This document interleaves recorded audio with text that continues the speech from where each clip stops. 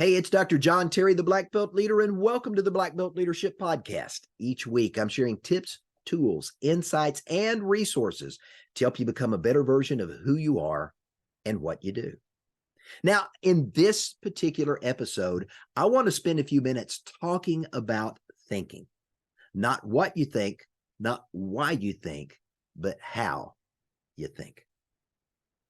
Everything starts with a thought. Think about that. Every single thing you do starts with a thought. Every word you say starts with a thought. Every action you take starts with a thought. Every invention that you invent starts with a thought. Every letter you write starts with a thought.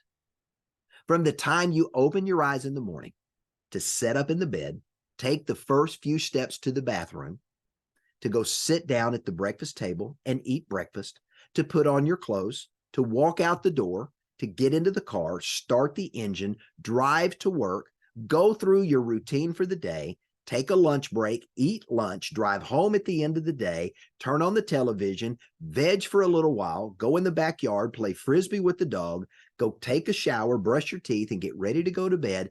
Every single one of those actions starts with a thought. Not only that, but your internal thoughts, governed by your subconscious, all throughout the day is telling your heart to beat. It's telling your lungs to breathe, and it's telling the other organs in your body to function. Every single thing starts with a thought. So, how long has thinking been around? You know, if you're a person of faith, you would turn to the Bible. You would go to the biblical account of Genesis chapter 1, looking at the creation of the world. In Genesis chapter 1, it says God spoke and creation came into being over a 6-day period. But if you dig a little deeper and think into those words in that passage, let me get you to think about something a little differently. Before God spoke the world into existence, as it was recorded in the book of Genesis, he thought. And what he thought, he spoke. What he envisioned as a thought for that day's creation, he spoke. And what he spoke came into existence.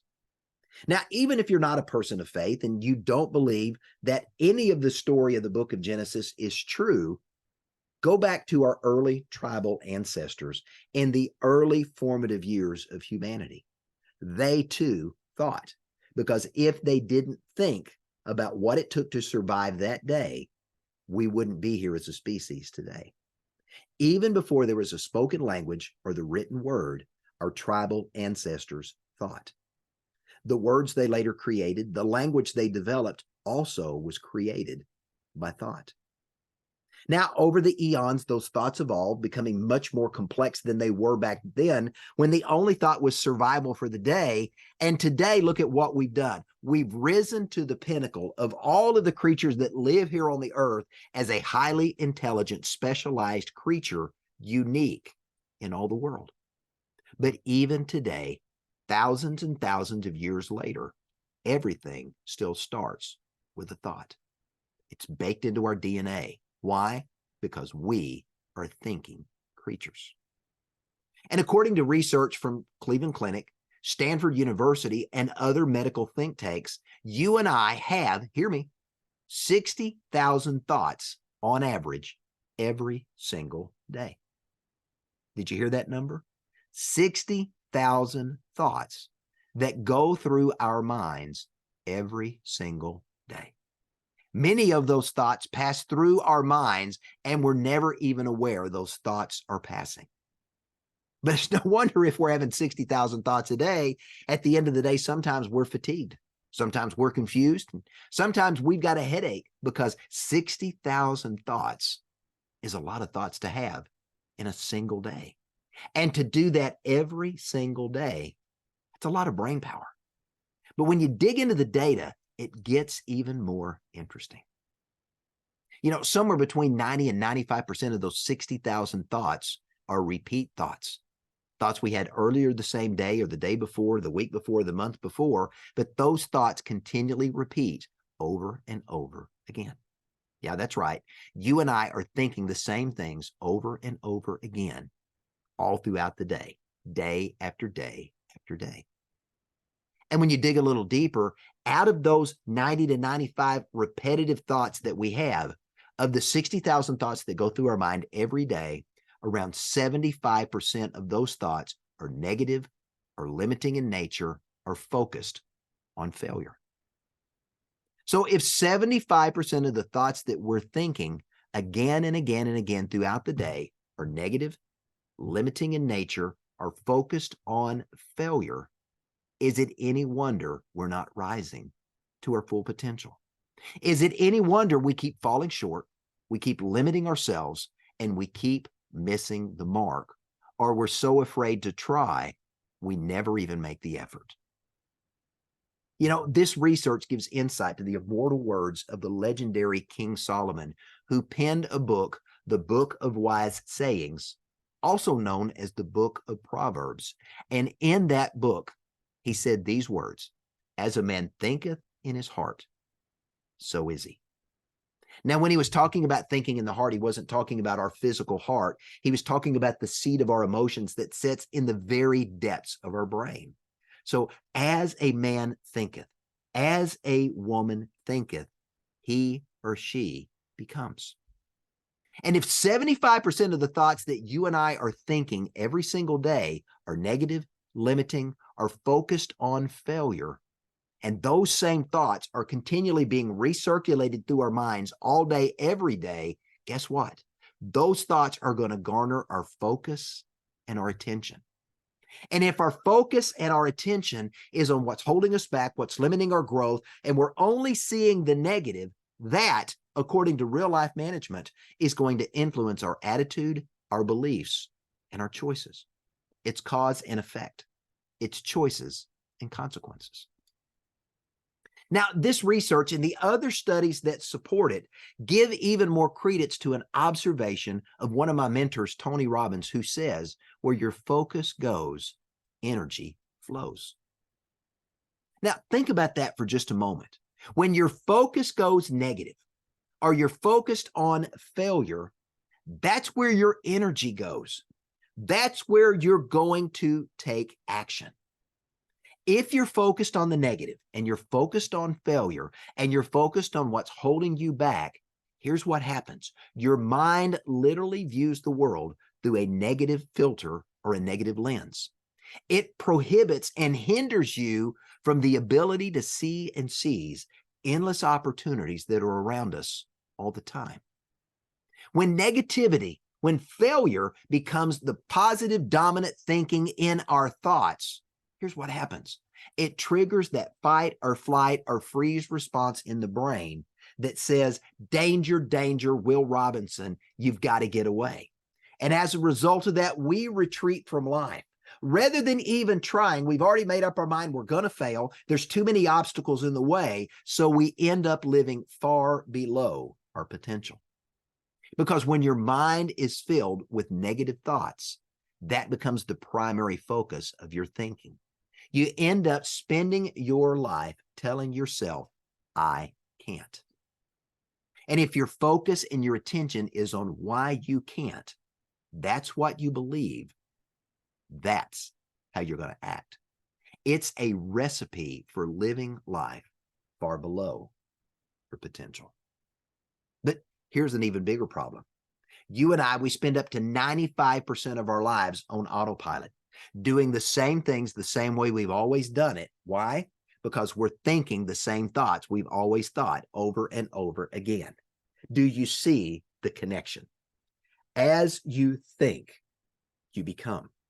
And if we spend 95% of all day, every day, doing the same things we've always done, the same way we've always done them, because we're thinking the same way we've always thought, is it any wonder nothing changes in our lives?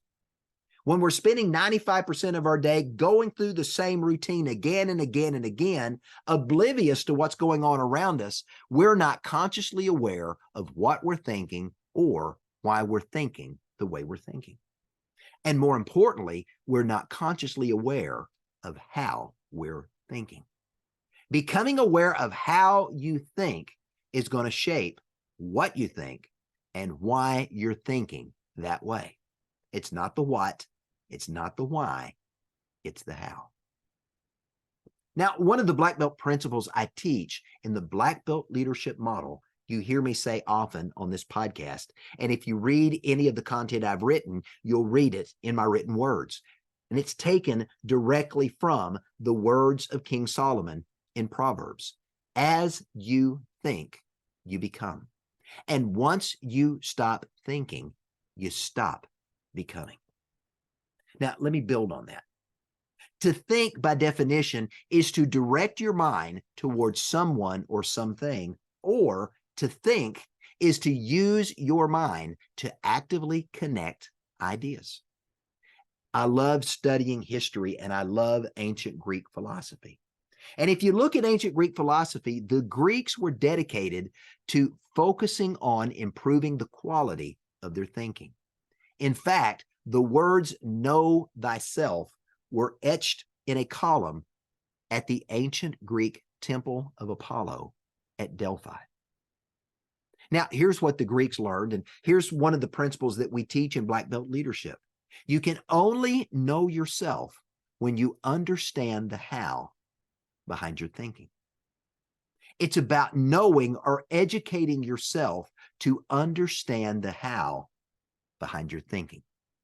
In fact, the Greek word eduka, to educate, that's where we get that word. It literally means to go within, to discover how your thinking influences your becoming. You know, Aristotle rightly said, to know yourself is the beginning of wisdom. Now, my definition of wisdom, it's simple. Wisdom is the right use of knowledge. Understand you can't outperform the quality of thinking you bring to life. But if you uncover how you think, this is step one to improving the quality of your thinking so that you can improve the quality of your becoming, so you can become a better version of you. And let me say that again. You can't outperform the quality of thinking that you bring to life. But when you uncover how you think, that's step one to improving the quality of your thinking, which is going to improve the quality of your being. Cause and effect, choices and consequences. As you think, you become. Now remember, we think and then we do. Thought precedes action. And when we improve the quality of our thinking, we improve the quality of our acting. And that acting is played out in life as doing and becoming. Remember, as you think, you become. And once you stop thinking, you stop becoming. So as you and I, as we improve how we think, we improve the quality of the thoughts we're thinking and the actions that we're taking. And when we improve how we think, we can then become intentional and purposeful about what we think and why we think the way we think in the process. We get to challenge the status quo thinking that has held us back for so long so that we can change things for the better in our lives by improving the quality of thinking and the quality of the corresponding action that follows. Cause and effect, choice and consequence. We get to choose to stop living life by default and simply accepting life as it comes to us. And we truly get to start living life, maybe for the very first time in our lives, when we improve how we think. Because when we improve how we think, we improve how we become. And when we improve how we become, all of a sudden we begin to believe that we can say more, do more, and become more. So let's talk about how thinking for just a moment. How thinking is looking within ourselves, going back inside and looking at how we are thinking. It's number one, contemplating what we're thinking and why. Number two, it's about being open to exploring new and better ways to think and solve problems. Number three, it's about challenging and questioning our limiting beliefs that are holding us back and conquering the fears that won't even let us begin to try in the first place, because those limiting beliefs and those fears are created and reinforced by our thinking.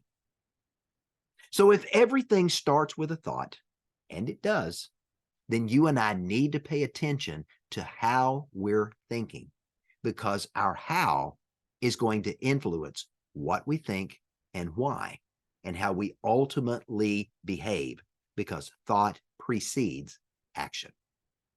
So how thinking is about becoming aware of how the thoughts we're thinking are actually showing up in the choices we make, in the actions we take every single day. How thinking is about being intentional about which thoughts you're paying attention to, which thoughts you're acting on, and which thoughts you should be dismissing from your thinking and intentionally and purposefully not acting on. That's what how thinking is. It is revolutionary in the way that it changes your what and your why by changing your how. So you may be saying, John, how do I think? How do I change my how thinking? Well, it's a great question, and I want to wrap up today's teaching with 4 action tips on how to think, how to improve how thinking. Number 1, think about what you're thinking. Remember, most of us go through life living life on autopilot. In fact, a number of the studies I've seen said roughly 95% of people living today live 95% of their lives on autopilot. That's why we see very few truly successful people in the world. Because if you're living life on autopilot, you're unaware of what you're doing, because you're doing the same things over and over again as a habit that isn't part of your conscious thinking. When you're thinking the same thoughts, you're doing the same things over and over again, because thought precedes action. Those same thoughts are driving the same behaviors, and guess what? Whether you realize it or not, you are stuck. You're not moving forward, and you're living a status quo existence. Mediocre, average, lackluster, never rising to become the world-class master of who you are and what you do that you were put on this earth to become. So when you begin to know yourself, to borrow that phrase from Aristotle, when you begin to engage in how thinking, you start to listen to the dialogue taking place between your ears. You begin to tune into the conversation you're having with yourself, and you begin to have the opportunity to ask yourself 5 C questions. The first C question deals around the word contemplate. When you go through this process of knowing yourself, you contemplate. What does that mean? You ask yourself this: what are you thinking and why? The second C is consider. As you're learning to know yourself, you have to consider this: are the thoughts you're thinking serving you well or not? The third C question is compare. Are there better, more productive thoughts I should be thinking than the thoughts I'm thinking right now?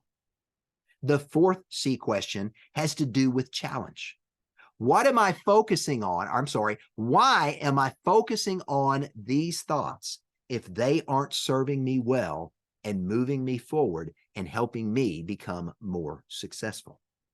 Why am I focusing on these things if they're not moving me forward? The fifth C question has to do with conquer. And that question is this: what thoughts do I need to replace to improve the quality of my thinking so I can improve the quality of my saying, doing, and becoming? Now, the second action step is this: you need to think with an open mind. Much of the how thinking that you and I engage every day is programmed thinking. We receive that in the early formative years of our lives, predominantly from our parents, our siblings, our school teachers, and those early influencers in our lives. And as a result of that, our thinking is shaped by their biases, their prejudices, their preconditions, and their beliefs. Those influencers who molded and shaped our lives taught us what to think, or why to think, but they never taught us how to think independently for ourselves. So thinking with an open mind allows you and I to do one thing, and that's to challenge our status quo way of thinking and boldly question how we think, what we think, and why we think that way. Now, this leads us to the third action step in learning how to improve the quality of our thinking. Number 3 is this: an open heart. Now, an open heart, as it relates to how thinking, is a willingness on your part to learn, to grow, and to mature. Having an open mind and an open heart in tandem requires that you become purposeful and intentional about personal growth, becoming a better version of you by improving the quality of your thinking. Now, remember, I've said it before, and I'm going to say it again. You can't outperform the quality of thinking that you bring to life. So personal growth is about learning how other successful people think, so you can learn to think like successful people and then act upon the same thoughts that they're thinking that have made them successful, so you can become more successful too. It's about having a candid, honest conversation with yourself about the thoughts you need to be focusing on, the thoughts you need to be acting on, and the thoughts you need to be dismissing and not paying attention to. When your heart is open, you're committed to your own welfare and your own well-being.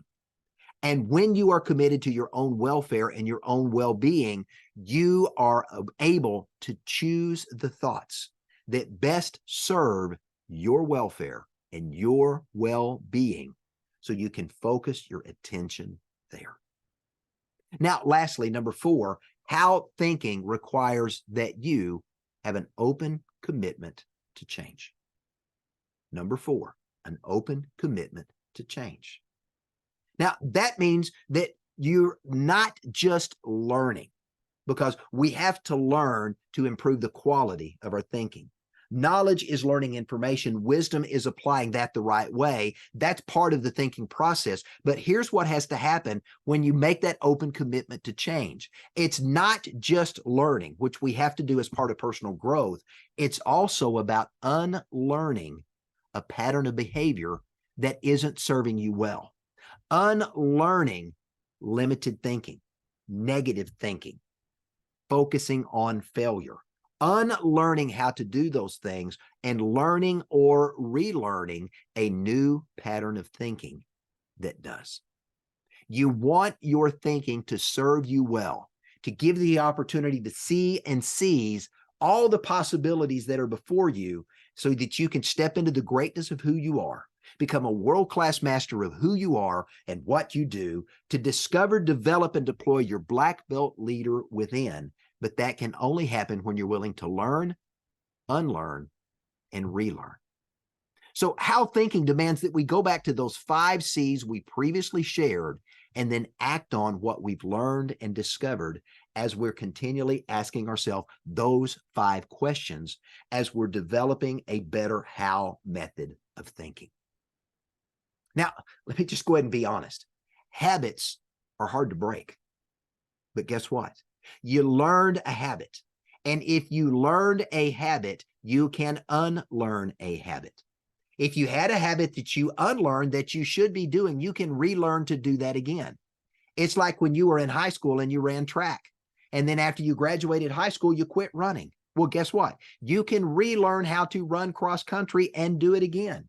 You can relearn a skill or an ability that you had that you've just let set dormant and relearn those things over. You can also learn to do new things. Habits are hard to break, but they can be broken. If you can learn a habit, you can unlearn it. If you unlearn something, you can relearn it. And you can learn new habits to replace the habits that are bad, that aren't serving you well, that you don't need to be doing anymore. That's where that open commitment comes in. It's having an admission to yourself that you can and will improve the quality of your thinking, and in doing so, know that you're going to improve the quality of your outcomes in life. Thought precedes action.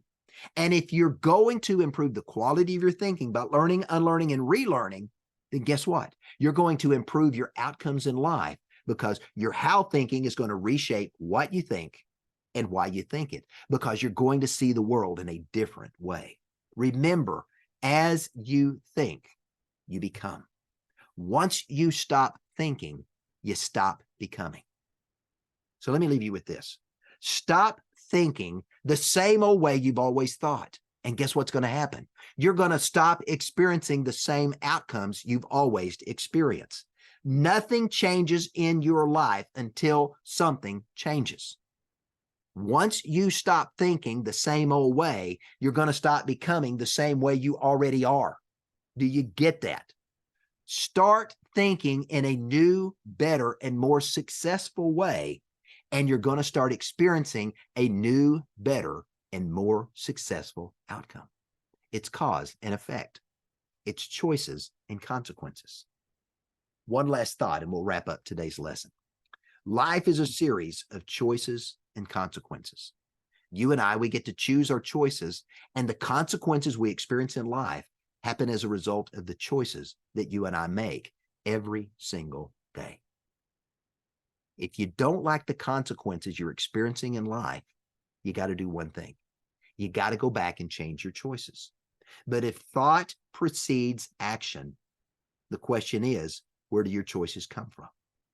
Everything starts with a thought.